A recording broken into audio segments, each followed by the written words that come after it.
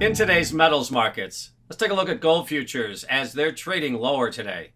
Gold futures coming off a higher close in the previous session. The trade lower today, down about 0.75% in the price action today, and right around the 23.31 level, which is in the middle of the range for the last 5 or 6 trading sessions, as gold is kind of developing a lower range here for the better part of the last week, as the markets are digesting various themes and also some shifting dynamics as far as asset allocations. Now, the themes really are surrounding the treasury markets. Now, today, we're seeing selling pressure in the treasury markets, moving those yields off of the 2-month lows.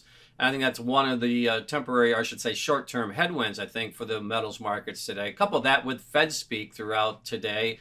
A couple speakers today indicating again that they do not anticipate rate cuts at any time in the future based on the current metrics.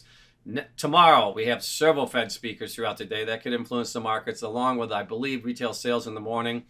So we have a couple data points along with a lot of Fed speak tomorrow. The other driving factor really, though, is even though the treasury markets are coming off of those low yields, the lowest yields in 2 months or highest prices, today we're looking at the dollar continuing to hold up. And again, I think it's central bank expectations. We have 3 central banks have rate decisions this week.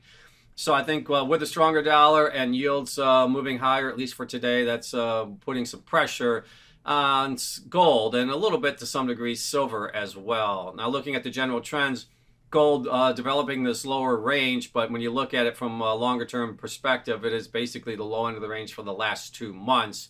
Holding 2,300 here, but I think a lot of market participants are eyeballing that from a psychological level as well as a technical level when you look at the price action.